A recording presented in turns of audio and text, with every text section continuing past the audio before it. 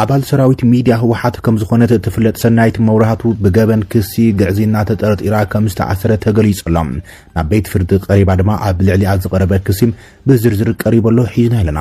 እዚ ከም ዚሉን ከሎ ኣብ ትግራይ ብስፍሓት ዘካየድ ዘሎ ማእሰርቲ ዝተፈላለዩ ሓሳባት ዘንጸባርቁ ጋዜጠኛታትን አክቲቪስታትን ሕዙን ቀጽሎም ጋዜጠኛት ዮሐንስ ብርሃነ ብዘይተፈልጡ ሰባት ተጨውዩ ከም ዝተወሰደ ተገሊጹ ዘሎም ብዙሓት ጋዜጠኛታት እቲ ትካልውን ብተማሳሊም ስጋት ሓዲርዎም ናብቲ ቢሮ ካብ ምእታው ከም ዝተቆጠቡ ፍልፍላትና ገሊጾም ናለው ብዛዕባ ዚኦም ብዝርዝር ሒዝና ኣለና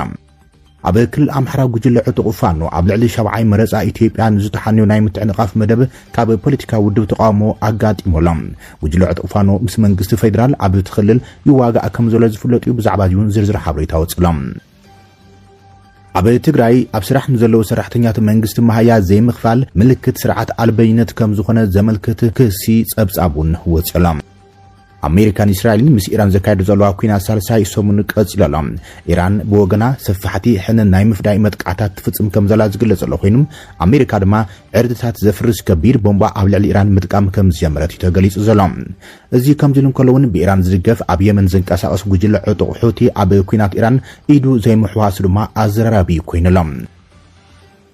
ኢራን ንትካላት ጸዓት ሃገራት ወሽመጥ ዝሃበቱ ሓዱሽ መጠንቀቕታውን ኣዘራራቢ ኮይኖሎም ኣብ ልዕሊ ትካላት ነዳዲ እተን ሃገራት ወሽመጥ ዓረብ ሰፊሕን ከቢድን ዕናውን መጥቃዕቲ ከም ትፍጽም ተሓንያላ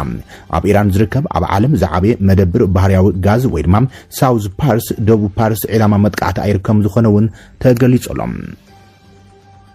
በተመሳሳሊ ዜና ሚኒስትር ስለያ ኢራን ውን በመጥቃዕቲ እስራኤል ከም ዝተቀተለ ተገሊጾሎም